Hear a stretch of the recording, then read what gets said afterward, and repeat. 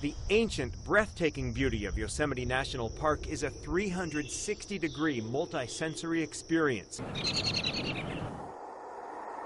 Cathedrals of granite scraping an ever-changing sky, the suddenly rushing rivers of springtime fed by spectacular waterfalls diving over sheer granite cliffs.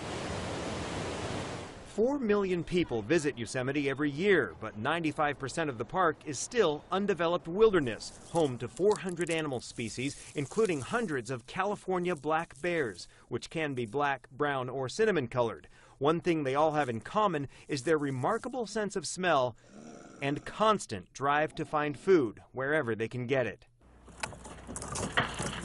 Park visitors have a lot to bear in mind when it comes to properly storing food. Yeah, I really don't want to wake up one morning and have one on my campsite. What if you could see ahead of time if a bear was heading in your direction? Jennifer Miller with the Yosemite Conservancy, a nonprofit dedicated to helping preserve the national park, says park biologists now have the power to track the bears in real time.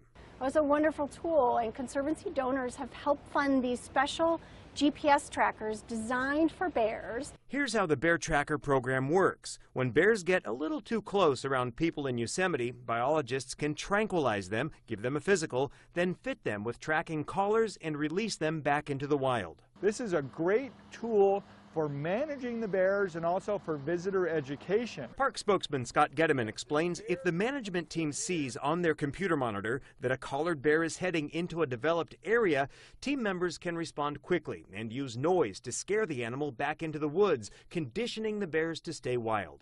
And if we can keep the wildlife wild, keep the visitors safe and having a good time, then it's great for everybody. The same technology biologists use to track the bears is available to you and me online, but there is a catch. The information that's put onto the website is delayed, so the location of the bears are protected. We certainly don't want people going and looking for bears. Still, there's a lot we can all learn by going to keepbearswild.org and clicking on the bear tracker.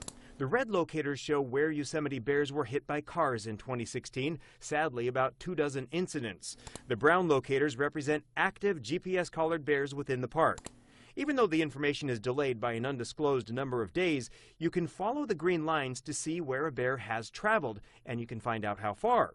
In 30 days, this bear covered more than 34 miles and went about 1.4 miles in a single day. Just so you know, oh, a bear's been here recently. It's a cool thing. Some visitors wish they could access the real-time tracking. I'd love to be able to see where they're at.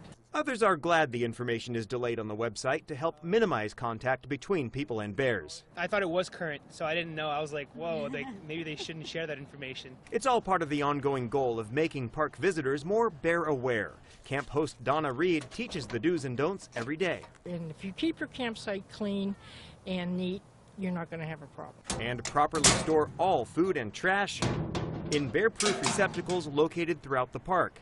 Nothing in your vehicles, nothing in your tents, anything with the fragrance or an odor goes in that storage locker. And if you do see one of these Yosemite natives, keep your distance, pull out your camera, talk quietly, and appreciate one of the most fascinating animals in one of the most majestic places on Earth. We, as park visitors, have the opportunity and the responsibility to help protect the bears. In Yosemite National Park, Dennis Shanahan, Fox 40 News.